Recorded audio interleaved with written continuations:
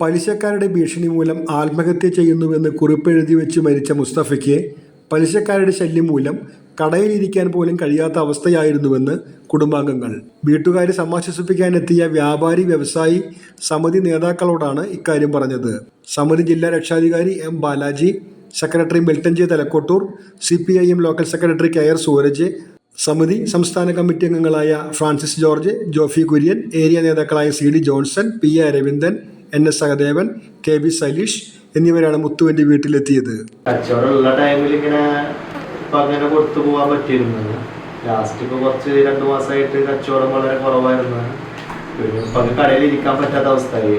കടയിൽ വന്നു കഴിഞ്ഞാൽ ഇവരെ കൊണ്ട് ശല്യമായിട്ട് ഇതാക്കാനും പറ്റാത്ത അവസ്ഥയായി. അപ്പോൾ ലാസ്റ്റ് ടൈമിൽ എങ്ങനെ വെച്ചാൽ എൻ്റെ വീട്ടിൽ നിന്നും കുറച്ച് വേറെ 4-5 ബന്ധുക്കാരെ വീട്ടിൽ നിന്നും സ്വർണ്ണങ്ങൾ ഈ പലിശക്ക് കൊടുക്കാനില്ലേ, ചുരുങ്ങിയ ഒരു 12 ലക്ഷം രൂപയുടെ സ്വർണം പലിശക്ക് വെച്ചിട്ട് അതും ഈ പലിശക്കാർക്ക് കൊടുത്തിട്ടുണ്ട്. തിരിച്ചടച്ച്. പിന്നെ അത് കൂടാണ്ട് ഇപ്പോൾ നേരെ ഫ്രണ്ടിൽ നമ്മളെ 5 സെൻറ്റ് സ്ഥലം, 4.25 സെൻറ്റ് സ്ഥലമാണ്. അതിൽ 3.25 സെൻറ്റ് നമ്മളെ പേരിൽ രജിസ്റ്റർ ആയിട്ടുണ്ടായിരുന്നു. അപ്പോൾ അത് 20 ലക്ഷത്തിന് നമ്മൾ മേടിച്ചിട്ടുണ്ടായിരുന്നു. അത് പ്രഹ്ലാദെന്ന് പറഞ്ഞ ആൾക്ക് നമ്മൾ അയാളെ പ്രദേശമാണ്. കാരണം എന്താ വെച്ചാൽ ആൾക്കറിയാം, ഇപ്പം ആൾക്ക് ഈ സ്ഥലമുള്ളതും അറിയാം. ആൾക്ക് ഇപ്പം മേടിച്ച 6 ലക്ഷം തോന്നുന്നു മേടിച്ചിട്ടുണ്ടായിരുന്നു. പലിശ പെരുകി ലാസ്റ്റ് 13 ലക്ഷം 16 ലക്ഷം ആയിട്ട് ആ സ്ഥലം അയാൾ എഴുതി മേടിക്കുകയും ചെയ്തത്. അപ്പൊ അയാളെ ഓക്കെ, പക്ഷെ അതിൽ കൂടുതൽ ബുദ്ധിമുട്ടിച്ചുള്ളത് ഈ വിവേക് എന്ന് പറഞ്ഞ ഒരാളാണ് തോന്നുന്നത്. പണം എടുത്തിട്ട് അത് തിരിച്ചു കൊടുക്കാൻ വേണ്ടി വീട്ടിലെ മുഴുവൻ ബന്ധുക്കളുടെയും സ്വർണമെല്ലാം വിറ്റിട്ട് പണം കൊടുത്തു.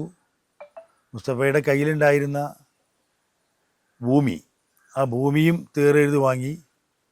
ആ ഭൂമി തേറെഴുതി വാങ്ങുമ്പോൾ സ്വാഭാവികമായിട്ടും വീട്ടുകാർ പറഞ്ഞതനുസരിച്ച് തിരിച്ച് പണം കൊടുക്കേണ്ടതാണ്. അത് കൊടുത്തില്ല എന്ന് മാത്രമല്ല, ഭാര്യയുടെയും മകൻ്റെയും മുമ്പിൽ വെച്ച് മുസ്തഫയെ അപമാനിക്കുകയും ആക്രമിക്കുകയും ചെയ്യുന്ന ഒരു സ്ഥിതിവിശേഷം കൂടി ഉണ്ടായപ്പോഴായിരിക്കാം മുസ്തഫ കടുത്ത മാനസിക പ്രയാസത്തിനൊടുവിൽ ആത്മഹത്യ ചെയ്യാനിടയായിട്ട് സാഹചര്യം ഉണ്ടായിട്ടുള്ളത്.